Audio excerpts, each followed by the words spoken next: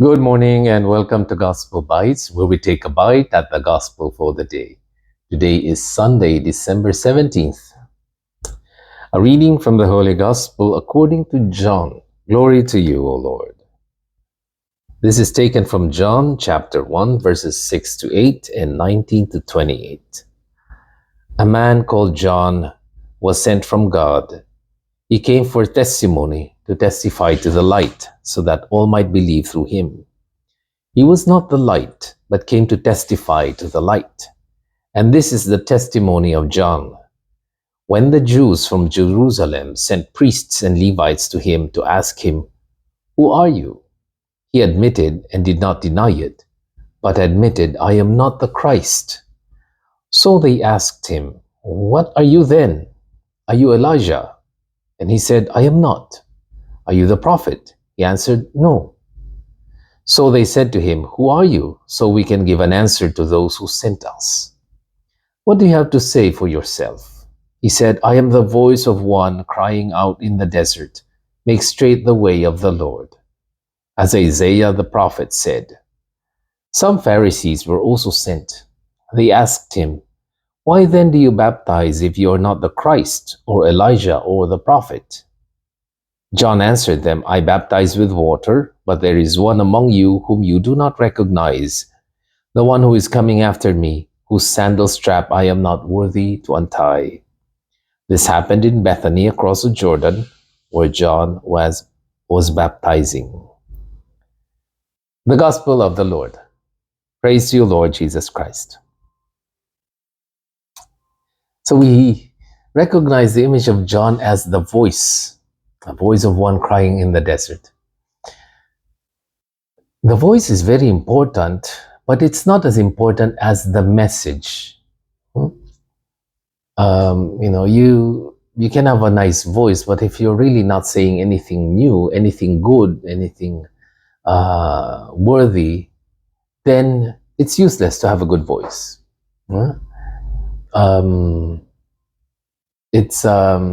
What is important is that you convey a message. The voice is just a medium of conveying or communicating a message.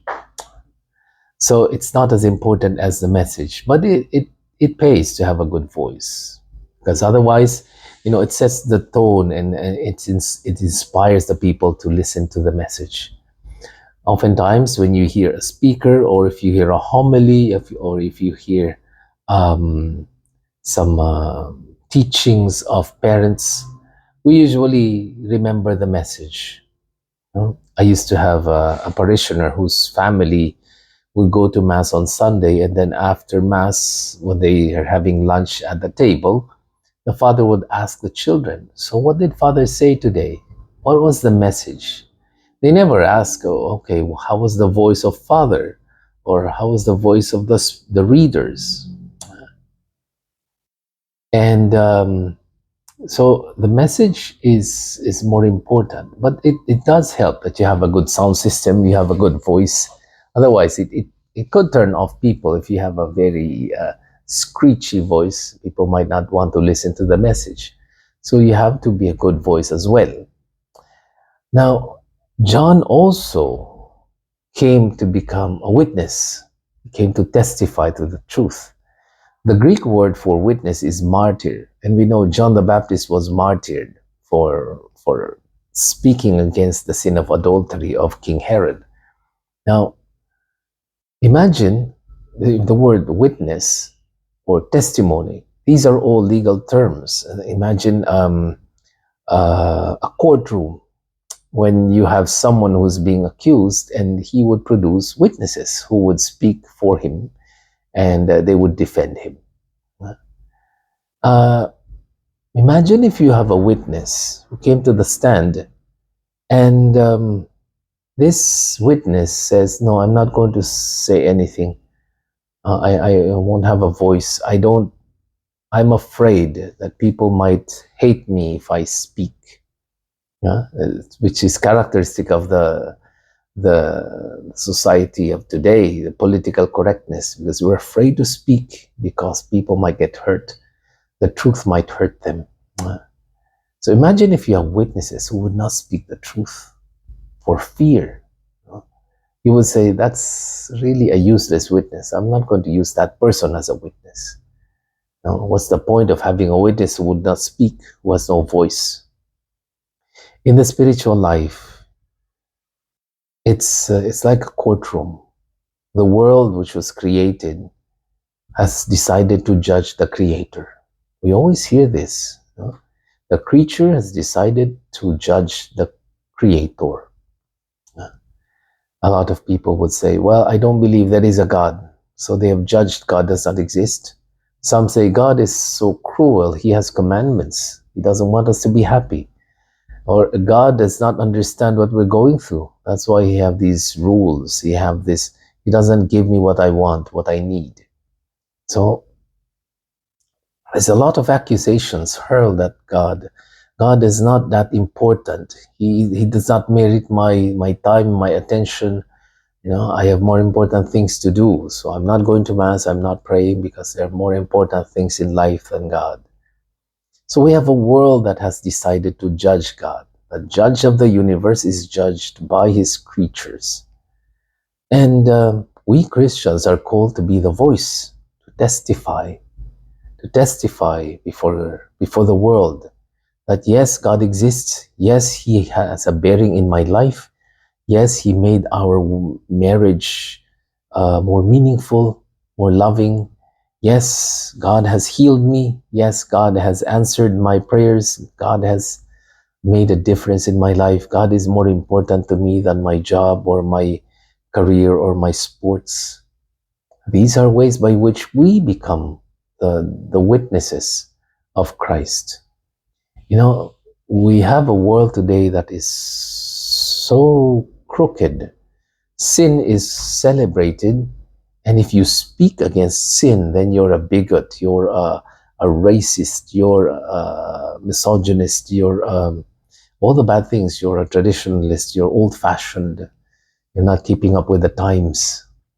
So we have a world that has judged Christ as a criminal. That's why he was crucified, which is a punishment for a criminal. He died a criminal's death. So in the eyes of the world, God is, the ways of God are criminal, which is true now. You speak against same-sex marriage or same-sex relations or premarital sex, or you speak against abortion or pretty much anything that is immoral, then they will say bad things against you, because the world has become comfortable with sin and the ways of Christ are criminal. You can actually pay fines or go to jail for that, for going against the ways of today. And it's because a lot of us Christians have become silent. We have become voiceless witnesses. We're useless witnesses. That's why our silence was interpreted by the world as acceptance. People think, well, people don't say anything about premarital relations, so I guess it's okay. Nobody says, even parents, when that happens to their children, say, well, at least you didn't get pregnant, or at least, it's really sad that we have reached this point because of our silence. We use words like compassion, equality, tolerance, and even charity or love, inclusion, that. But we never speak against sin. And this is why we have the world we live in today. As Christians, we might be afraid that our children will hate us if we tell them, oh, you go to church, you go to Mass, or, this is immoral what you're doing. They might, if we're afraid to be ostracized, then know that every witness is persecuted, because the moment you witness to one who is accused, they will say, oh, he's the friend of the accused. They're no different. We should get him after. No? We should get him too. And that's what the world is doing. It's not us that they hate the way of Christ, they hate the way of God. And if we witness to that, then we're enemies as well. But Jesus said, I didn't come to bring peace, but to bring division, because the world loves sin. And if we speak, if we become the voice, then at least the message would reach them. Oh, at least I think my father is not with this. He's not in on. He does not approve of my lifestyle. So maybe there's something wrong with it. Otherwise, who's going to correct them? If not us who profess that we love them.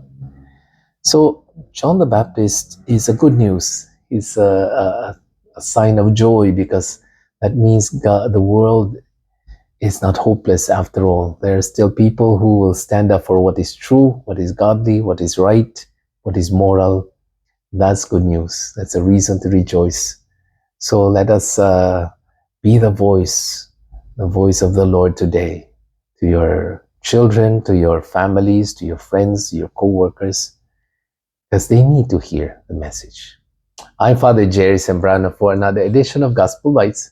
God bless you, and we'll see you soon. Have a nice day.